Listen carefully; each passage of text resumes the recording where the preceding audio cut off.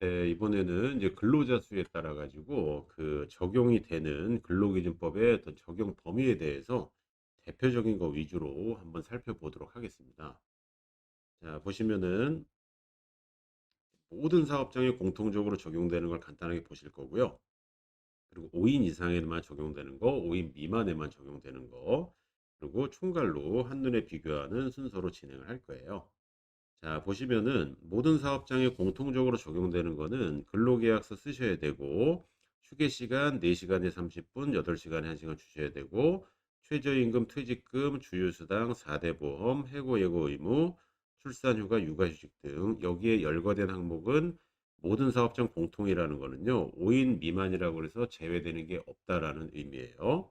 그래서 가끔 출산 전후 휴가, 뭐 해고 예고 수당 5인 미만 안 되지 않습니까? 가끔 질문해 주시는데 여기에 열거된 거는 1인 이상 사업장이면은 다 해당 사항이 있다라는 거예요. 그래서 필요하실 때 여기에 있는 항목을 한번 검토하시고 적용 여부를 결정을 해 주시면 됩니다.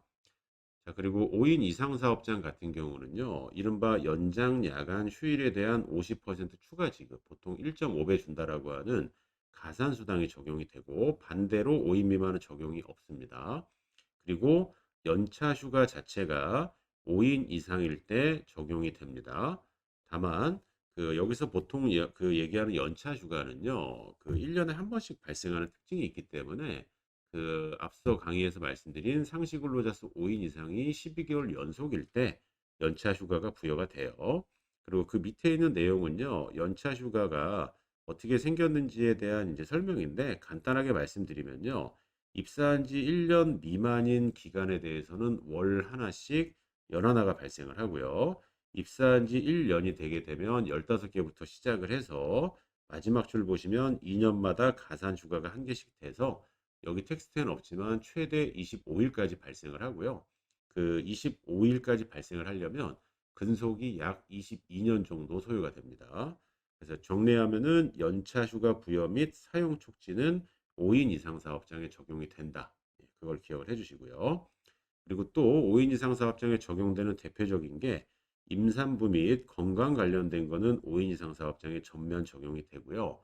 그리고 해고 관련돼서 해고를 사업주 임의대로 할 수 없다. 그러니까 근로자를 강하게 보호하는 조치인 이 해고 같은 경우는 5인 이상 사업장에 적용이 되고요. 이른바 52시간 근무제라고 하는 법정 근로시간 혹은 실근로시간 단축 조치도 5인 이상일 때만 적용이 돼요. 자, 그래서 5인 이상에 적용이 되는 거 요 정도 되고요. 그다음에 그 휴업 수당이라고 이제 코로나 때문에 좀 많이들 이제 그 고용 유지 지원금 관련해서 활용을 했던 건데 요것도 5인 이상 사업장일 때만 적용이 되고요. 그다음에 생리 휴가도 마찬가지입니다. 근데 참고로 요 생리 휴가는 그 월 1회 청구할 수 있는데 무급 휴가예요. 자, 그렇게 해서 대표적으로 이렇게 5인 이상에 적용되는 조문이 있었고요. 그다음에 이제 그 소상공인 영역에서 조금 많이 질문하시는 게 5인 미만 사업장인데 "어떤 게 지금 적용되지 않습니까?" 혹은 "어떤 게 다릅니까?" 이렇게 물어보시는데 자, 일단은 법정 근로시간 제한이 없어요. 이른바 주 52시간 근무제가 적용이 되지 않고요. 그리고 가산수당 지급 의무도 없고요. 연차도 적용되지 않고요. 앞서 말씀드린 휴업수당 지급 의무도 없습니다. 그리고 생리휴가도 적용이 되지 않아요. 그래서 이것과 관련해서 뭐 어떤 이제 여러 가지 견해가 있죠. 5인 미만도 전면적으로 다 적용을 해야 되는 거 아니냐라는 논의가 있는데 제가 2003 년부터 노무사 일을 했는데요.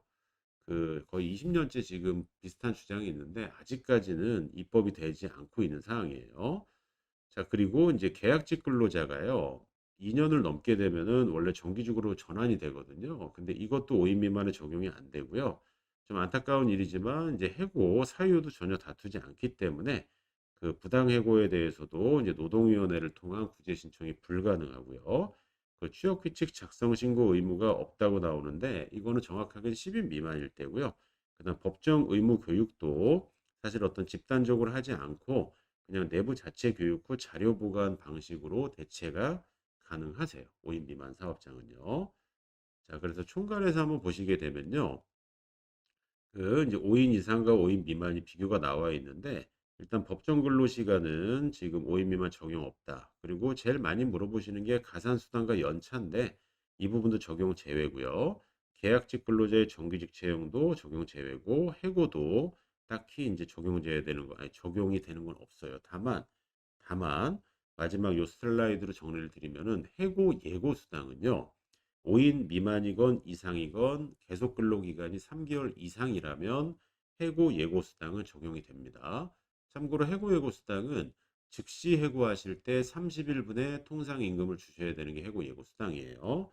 자, 그리고 법정 의무 교육은 5인 이상은 해당은 되는데 5인 미만은 내부 교육 자료로 가름하는 것도 가능하다.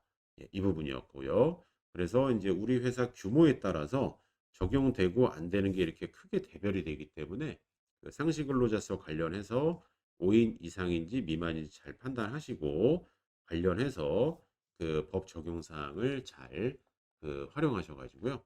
그 사업을 하시는 데 도움이 되셨으면 하고 자, 여기까지가 이제 상시 근로자 수별 그 법의 적용 범위와 관련된 내용이었습니다.